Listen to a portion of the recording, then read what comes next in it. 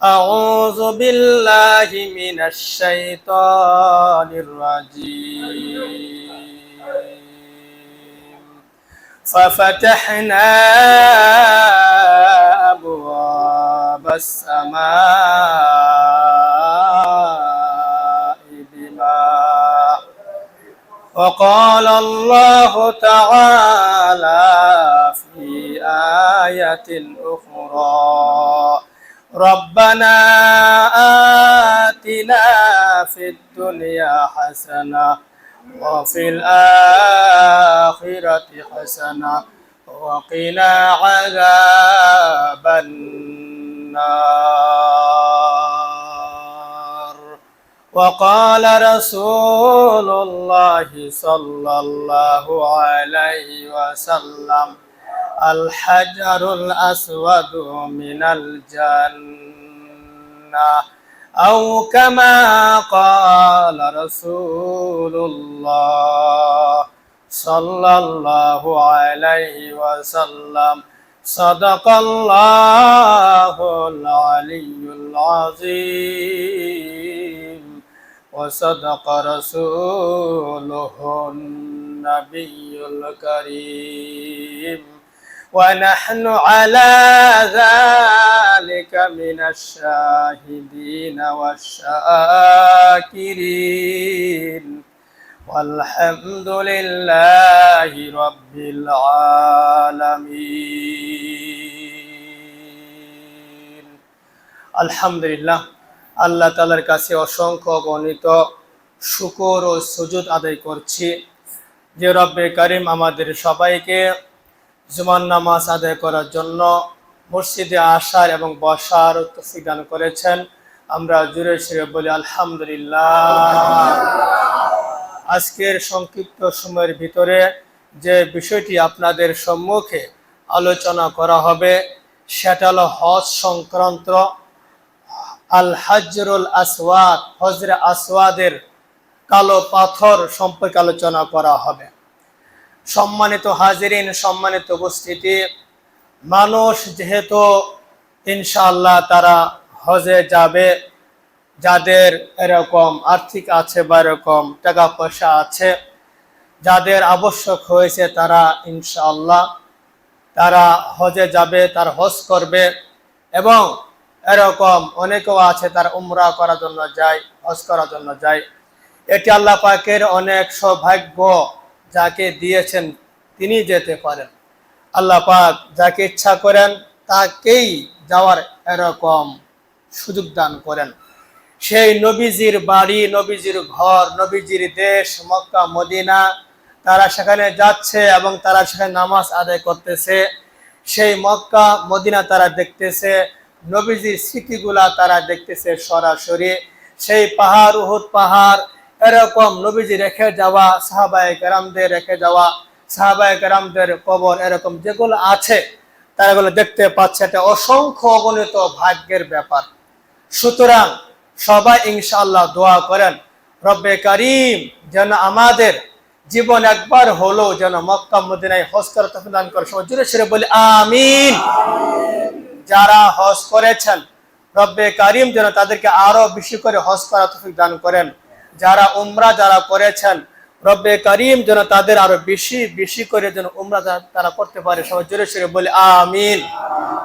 সম্মানিত উপস্থিতি এবং জুমার নামাজ আদায় করার জন্য আগত মুসলিম কেরাম, আমরা সবাই জানি যে হজের সময় মানুষ যখন হজ করার জন্য যায়, যখন সেখানে হজ করার জন্য যায়, হজের সময় এরকম ভাবে একটা কালো পাথর আছে যাকে বলা হয় হাজরে আসওয়াদ।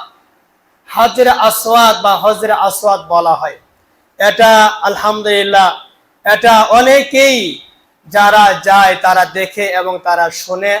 এই পাথরটা এরকম একটা সাদা ছিল, একটা পর্যায়ক্রমে একটা কালো হয়ে গেছে। এই হজরে আসওয়াদের সম্পর্কে যেটা ইতিহাস কিতাবে লেখা আছে, হজরে আসওয়াদ এটি আল্লাহ পাক দিয়েছেন যখন কাবা শরীফ সংস্কার করা হয়, যখন এরকম কাজ করা হয়, ওই সময় এই হজরে আসওয়াদটা এক জায়গায় রাখা হয়েছিল। কাবা শরীফ সেটা কাজ সম্পূর্ণ করে যাওয়ার পরে এরকম ভাবে এখন ওদের মধ্যে একটা ওই বংশের মধ্যে কুরাইশ বংশের অন্যান্য যারা নেতারা আছে, গোত্রে যারা যারা সর্দার যারা ছিলেন, তাদের ভিতরে একটা সমস্যা দেখা গেল যে এখন এই হজরে আসওয়াদটা আমরা যে কাবা শরীফটা সুন্দর করে সংস্কার করলাম, ভালো করলাম, সুন্দর করে ঘরটা যখন বানাইলাম, এখন এই হজরে আসওয়াদটা ওই স্থানে কে বা কারা রাখবে? যেহেতু এটা সম্মানী জিনিস এবং একটা দামি জিনিস এবং এটা তারা মহব্বত করে এবং এটা তারা সম্মান দিয়ে থাকে এবং এটা তাদেরকে অত্যন্ত তারা এরকম সম্মান প্রদর্শন করে থাকে। সুতরাং এই সম্মানী জিনিস হাজরে আসওয়াদটা কে বা কারা, কোন বংশে বা কোন ব্যক্তি বা কোন সর্দার, কোন নেতা বা ধরে মক্কার যেখানে ছিল ওখানে কে রাখবে, এই নিয়ে তাদের মধ্যে এরকম সমস্যা দেখা দিল এবং তাদের মধ্যে এরকম বিবাদ সৃষ্টি হয়ে গেল এবং তাদের মধ্যে এরকম কে রাখবে এটা নিয়ে তারা ওদের মধ্যে গন্ডগোল আরম্ভ হয়ে গেল।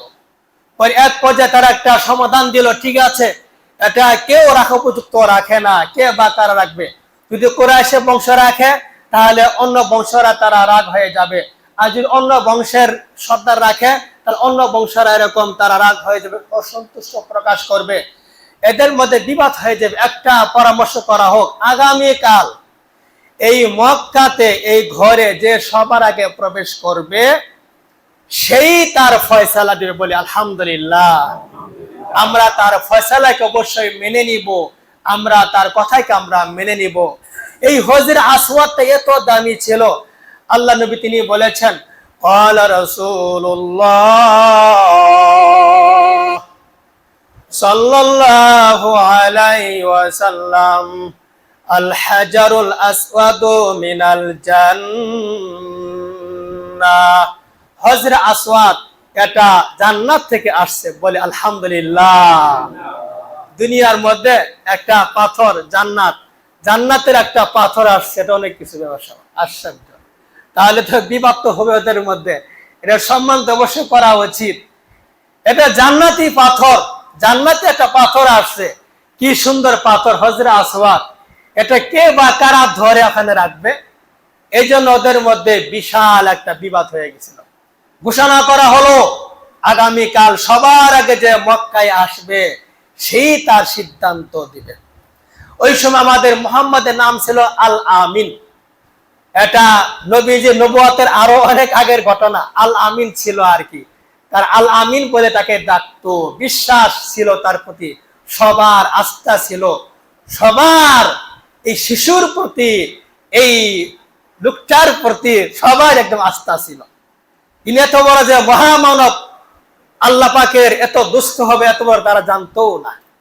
আল আমিন, বিশ্বাসী নাম দিয়েছে তাকে, তারা সবাই তাকে বিশ্বাসী করত। আগামীকাল যে মাত্র আসলো, সবার আগে সর্বাগ্রে সর্বপ্রথম যে মক্কায় আসলো, দেখলো তারা যিনি সবার আগে আসছেন ওই যে আল আমিন আসছে। আল আমিন যেই মাত্র দেখলো আল আমিন আসছে মক্কার ভিতরে সবার আগে, আসতেও পারে না, বিভিন্ন ব্যস্ততার কারণে, বিভিন্ন সমস্যার কারণে সবার আগে আমার দয়ার নবী আল আমিন তিনি আসলেন। বলি আলহামদুলিল্লাহ। এখন তো ওটা আগের মতোই, যে যিনি সবার আগে মক্কায় আসবেন, যিনি সবার আগে কাবার ভিতরে আসবেন আগামীকাল, তিনি তার সিদ্ধান্ত দিবেন। তার সিদ্ধান্ত আমরা মেনে নিব, অথবা উনি যেটা বলে আমরা সেটাই সিদ্ধান্ত তার মেনে নিব।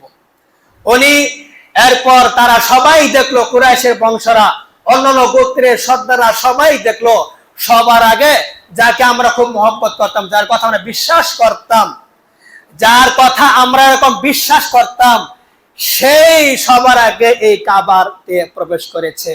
এটা দেখার পরে কিতাবে দেখলাম তারা সবাই বলে ফেললো, তারা সুন্দর করে সবাই বলে ফেললো, রদিনা বিহি আল হুকমা।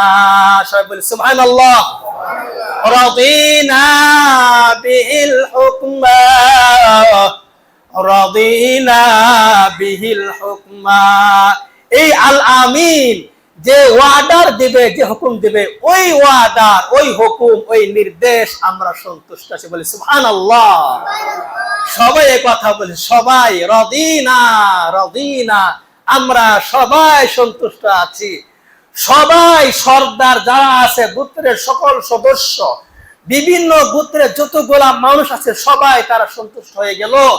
বিহিল হুকমা, ইনি যে ওয়াদার দিবে, ইনি যেটা সিদ্ধান্ত নিবে, ইনি যেটা ফয়সালা দিবে, এই ফয়সালার প্রতি আমরা সবাই সন্তুষ্ট।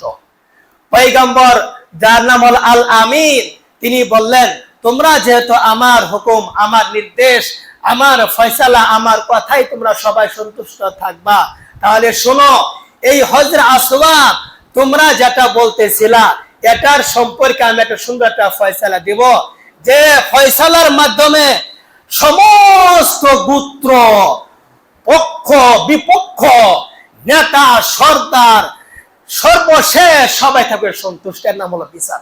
এখন বিচার আছে? এখন বিচার আছে? তাহলে বিচার মানবে কেন? এই জন্য দেশের মধ্যে গন্ডগোল। এরকম বিচার করা হয়, দুনো পক্ষে বিচার করা হয়, এক পক্ষে সুন্দর করে রায় দেওয়া হয়, আর পক্ষে কোনো রায় দেওয়া হয় না। গন্ডগোল, বিচার মানে না। বিচার মানবে কি? বিচার ইনসাফ মতো করা হলে যদি বুঝিয়ে দেওয়া হয়, এখনো এখনো যদি বিচার ভালো করে বুঝিয়ে দেওয়া হয়, অবশ্যই অবশ্যই তারা সবাই বিচারগুলা মানতে বাধ্য হবে।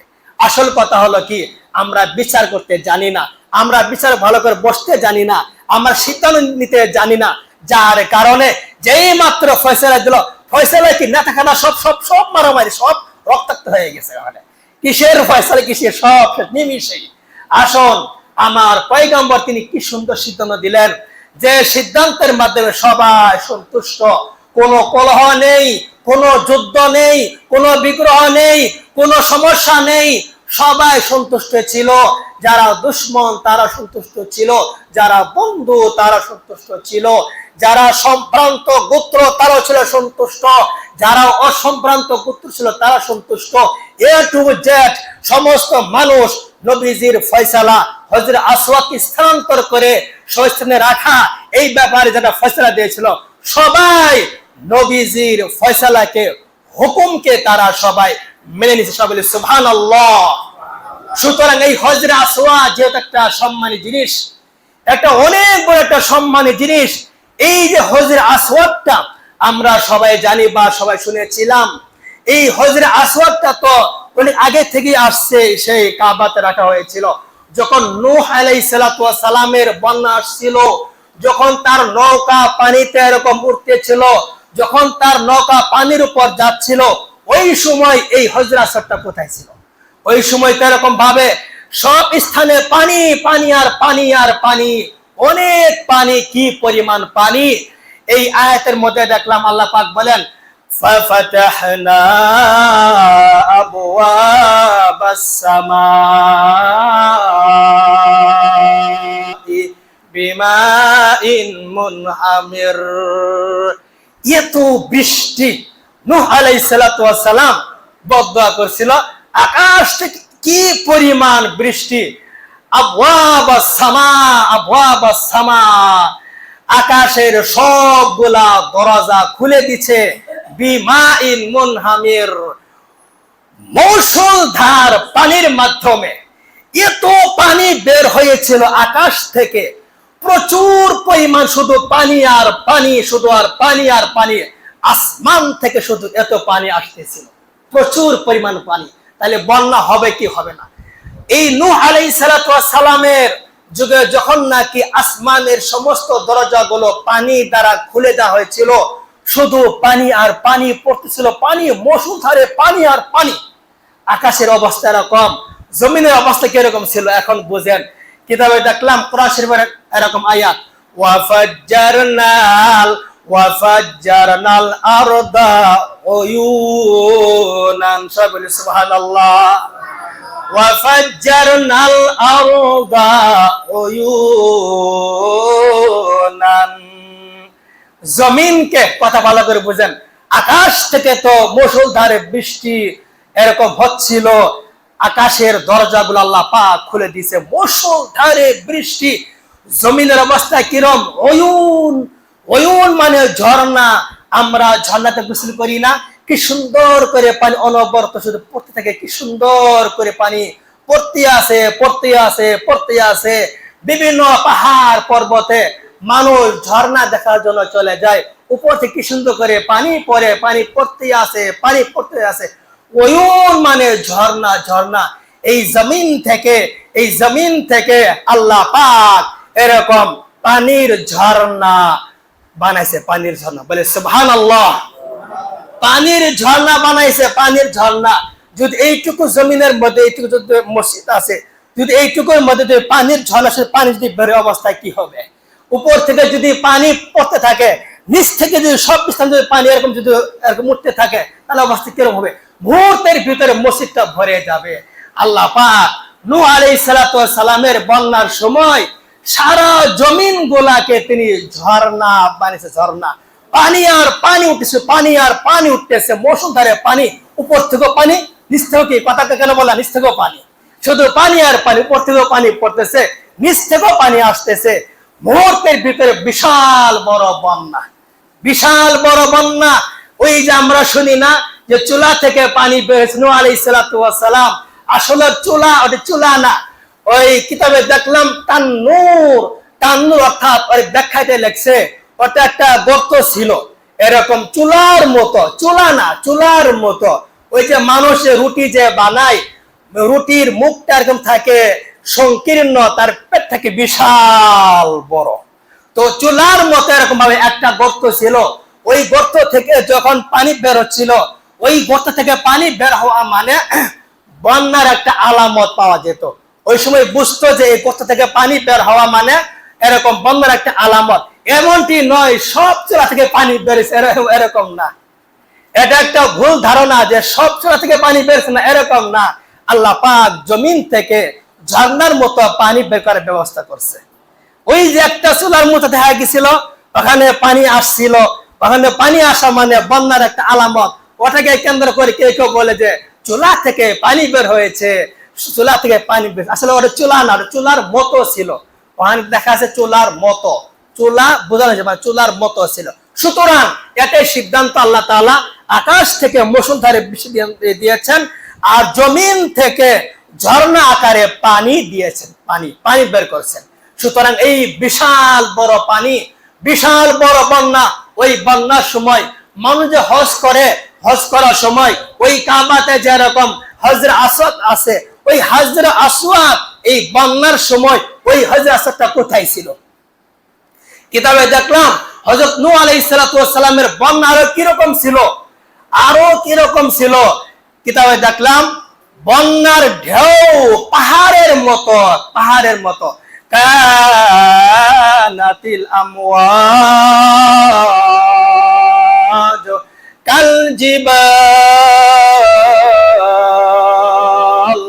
কানাতিল আমওয়াজ কাল জিবাল। এগুলো পাহাড় না, উহুদ পাহাড়, বিশাল বড় উঁচু উঁচু উঁচু। এই নূহ আলাইহিস সালাতু ওয়াস সালামের বন্যার পানির ঢেউ এত উঁচা ছিল, পাহাড়ের মতো, পাহাড়ের মতো। আর বাঁচার উপায় আছে?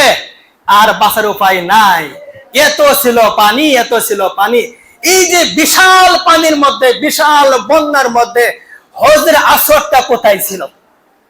হযরত ওই মনে আছে আমাদের পয়গম্বর দরদে নবী আল আমিন, তিনি এই পাথরের সিদ্ধান্ত তিনি কিভাবে দিয়েছেন? তিনি কিভাবে দিয়েছেন? এই হজরে আসওয়াদটা নূহ আলাইহিস সালাতু ওয়াস সালামের পানির মুহূর্তে, বন্যার মুহূর্তে কোথায় ছিল? বিশাল। সেখানে কিতাবের মধ্যে লেখা আছে পয়গম্বর আল আমিন তিনি এরকম ভাবে সিদ্ধান্ত দিলেন যে এই যে হজরে আসওয়াদটা এখানে রাখা হয়েছে, এখন এখান থেকে আমরা যেভাবে এখানে রাখবো সে সিদ্ধান্ত হলো, পয়গম্বর বলেন তাহলে এক কাজ কর, একটা চাদর নিয়ে আসা। চাদর, একটা চাদর আনা হলো। চাদর আনার পরে ওই হজরে আসওয়াদের পাশে চাদরটাকে বিছানো হলো। বিছানোর পর পয়গম্বর নিজ হাত শরীফে বিয়াদিহি শরীফা, কিতাবে লেখা বিয়াদি শরীফা, যে শব্দ উল্লেখ আছে আমি ওটাই বললাম, বিয়াদি শরীফা, তার সম্মানিত হাত, পয়গম্বর আল আমিনের মুবারক হাত, বরকতময় হাত দ্বারা ওই হজরে আসওয়াদটাকে তিনি চাদরে রাখলেন। চাদর রাখার পরে এরপরে তিনি সবার গোত্রের মধ্যে ঘোষণা করে দিলেন যে সমস্ত গোত্রের মধ্যে যারা নেতা আসো, যারা সর্দার আসো, সবগুলা সর্দার এখানে আসো। পয়গম্বরের ঘোষণা শোনার পরে ওই আরবের মধ্যে যতগুলা গোত্রের সর্দার ছিল সমস্ত সর্দার গুলা নবীর হুকুম অনুযায়ী, নবীজির ওয়ার্ডার অনুযায়ী সমস্ত নেতারা, সমস্ত সর্দাররা ওই চাদরের পাশে তারা সবাই জমা হয়ে গেল। পয়গম্বর বলেন, ও মক্কার, ও আরবের সর্দাররা, আমি তোমাদের যেটা ফয়সালা দিব তোমরা তো আমার ফয়সালা শুনবা, তোমরা তো আমার ফয়সালা শুনবা। পয়গম্বর বলেন, ও ও গোত্রের সর্দাররা, ও আরবের সর্দাররা, তোমরা সবাই মিলে এই যে আমি যে হজরে আসওয়াদটা চাদরের মাঝখানে রাখলাম, তোমরা এখন সবাই চাদরকে তোমরা সবাই ধরো। সবাই বলে সুবহানাল্লাহ। সমস্ত গোত্রের সব সর্দার গুলা ওই চাদরকে সবাই ধরলো, সবাই ধরলো, সবাই ধরলো। সবাই শুনে আশ্চর্য, সবাই এটা থেকে আশ্চর্য হয়ে গেল। কি সুন্দর ফয়সালা দিল মুহাম্মদ, কোন গোত্রের সর্দারকে তিনি বঞ্চিত করলেন না। সমস্ত গোত্রের সর্দারকে তিনি এরকম সবাইকে সম্মান দেখালেন, সবাইকে এরকম ভাবে তিনি এরকম সঠিক বিচার করলেন। একটা লোক সেদিন এই যে একটা পাথর, যেটা জান্নাতি পাথর, যে পাথরটা আল্লাহ পাক এই নূহ আলাইহিস সালামের বন্যার সময় কি করেছিলেন সামনে বলা হবে, এরকম একটা পাথরকে যেটা এত সম্মান করত, যেটা মুহাম্মদের আল আমিনের ফয়সালা না থাকলে সেদিন অবশ্যই তাদের মধ্যে যুদ্ধ, হানাহানি, রক্তারানি হয়ে যেত। সেই দিন তার আল আমিনের ফয়সালায় সবাই সন্তুষ্ট হয়ে গেল। ওই দেখো ওই দেখো আল আমিনের কি সুন্দর ফয়সালা।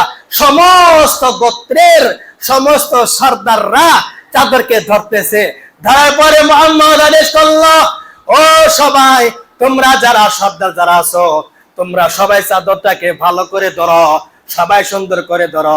সবাই ধরলো এবং আল আমিন বলল, ও নিয়ে যাও, সবাই নিয়ে যায় যেখানে যে কাবার ওখানে এই হাজরা আসওয়াদটাকে রাখা হয়, তো চলো আমরা সবাই নিয়ে যাই। আল আমিনকে আঘাত ধরছে নাকি সবাই ধরছে? কথা কেন বলেন না? সবাই ধরছে। কি সুন্দর ফয়সালা, কি সুন্দর ফয়সালা। এক মুহাম্মদের আদর্শ যদি আমাদের ভিতরে থাকতো, এক আল আমিনের যদি আদর্শ যদি আমাদের ভিতরে থাকতো, পুরা পৃথিবী কোন এরকম সমস্যা হতে পারতো না, পুরা পৃথিবী। আসুন, এই যে মুহাম্মদ একটা কি সুন্দর, তার আল আমিনের কি সুন্দর বিচক্ষণতা, কি সুন্দর বিচক্ষণতা। সবাই ধরছে, সমস্ত গোত্রের লিডাররা, সবাই সর্দাররা এই চাদরটা ধরছে। মাঝখানে যে হজরে আসওয়াদ রাখা হলো, সবাই ধরে ধরে ওই যে কাবার পাশে নিয়ে যাইতেছে। সবাই বলে সুবহানাল্লাহ। আল আমিন কি সুন্দর ফয়সালা, কি সুন্দর ফয়সালা, কি সুন্দর। আর এতগুলা নেতা খাতা প্রত্যেকে আসছে, খালি বংশ নিয়ে গৌরব, এই সেই, আমি সর্দার, আমি এই সেই, আমি শক্তিওয়ালা, আমি উমুক, আমি সুমুক, আমার গোত্রের লোক আছে। ওই ফয়সালা, তোমার ফয়সালা কই দিতে পারলো এতগুলা গোত্রের সর্দাররা? কোথায় তাদের ফয়সালা গেল? কোথায় তাদের সিদ্ধান্ত গেল? এত বাহাদুর শক্তি কোথায় গেল? নিমিষেই, মুহূর্তের ভিতরে সব শেষ হয়ে গেল। ওই এক আল আমিনের কথা সবাই শুনতে বাধ্য হয়েছে। শুনতো না যদি আল আমিনের তার বিচক্ষণা না থাকতো, তার সঠিক যদি বিচার না হতো, শুনতো না। এক আল আমিনের তার সঠিক নেই ইনসাফ বিচার হওয়ার কারণে সমস্ত লিডার, সমস্ত গোত্রের লিডার তারা শুনতে এবং মানতে, তারা তার কথা চলতে তারা বাধ্য হয়েছে। একটাও তো শব্দ করতে পারে নাই। যেখানে রক্তাক্ত করা কথা ছিল, যেখানে ছড়িয়াঘাতের কথা ছিল, যেখানে দুশ্মনী, যেখানে বছর কি বছর, যুগ কি যুগ এরকম হিংসামি করার কথা ছিল, সেটা নিমিষেই সব শেষ হয়ে গেল। একটাও তো শব্দ হয় নাই, একটাও কোনো শব্দ হয় নাই। মুহাম্মদের আল আমিনের ঘোষণা, তোমরা ধরো নিয়ে যাও। আমি মুহাম্মদ ও চাদর ধরলাম, আমি আল আমিন ও চাদর ধরলাম। সমস্ত লিডাররা, সমস্ত সর্দাররা এরকম চাদর দিয়ে ধরে ধরে নিয়ে যাইতেছে। যেই মাত্র যেখানে হজর আসওয়াদটা রাখা হয়, যে হজর আসওয়াদ যেখানে রাখা হয় ওর পাশে চাদরটা রাখছে। পরে আমাদের মুহাম্মদ, আমাদের আল আমিন দরদ নবী, তিনি হাত দ্বারা তিনি একাই এরকম ভাবে ওখানে রেখে দিলেন। সবাই বলে সুবহানাল্লাহ। সবাই সন্তুষ্ট, আর কোনো কথা নাই, আর কোনো কথা নাই। এই যে হজর আসওয়াদ, ওই যে নূহ আলাইহিস সালাতু ওয়াস সালামের বন্যার সময় কোথায় ছিল? অনেকগুলা কিছু এরকম মতামত আছে, তবে গ্রহণযোগ্য যেটা সবচেয়ে গ্রহণযোগ্য সেটা হলো যে সময় বিশাল বড় এরকম বন্যা ছিল নূহ আলাইহিস সালাতু ওয়াস সালাম, ওই সময় এই হজর আসওয়াদ, ওই সময় এই কাবাটাও ডুবে গেছিল। কিতাবে লেখা আছে গারাকাতিল মিয়াহু আল কাবাতা। নূহ আলাইহিস সালাতু ওয়াস সালামের বিশাল বন্যা, কাবা শরীফটা ডুবে গেছিল। বিশাল বন্যাতে সবকিছু ডুবে গেছিল। হজর আসওয়াদ কিতাবে দেখলাম, ওই সময় হজর আসওয়াদটা আল্লাহ পাক এরকম ভাবে ওখান থেকে নিয়ে তিনি আকাশে তুলছে। আকাশে কিতাবে লেখা আছে রুফিয়াস সামা, রুফিয়া ইলা সামা। নূহ আলাইহিস সালাতু ওয়াস সালামের বিশাল বন্যার মুহূর্তে আল্লাহ তাআলা এই জান্নাতি পাথর হজর আসওয়াদটাকে তিনি আকাশে তিনি তুলে ফেলছেন। আকাশে রাখছে, আকাশে পানি যাওয়ার পর আবার রাখে দিয়েছে। বলে সুবহানাল্লাহ। এটা সবচেয়ে গুরুত্বপূর্ণ একটা, সবচেয়ে প্রসিদ্ধ কথা। এই যে এখন হজের মৌসুম আসতেছে বা চলমান, বেশি করে আমরা দোয়া করি রব্বে কারীম যেন সবাইকে যেন আল্লাহ পাক হজ করা যেন তৌফিক দান করেন। সবাই জোরে সোরে বলি আমিন।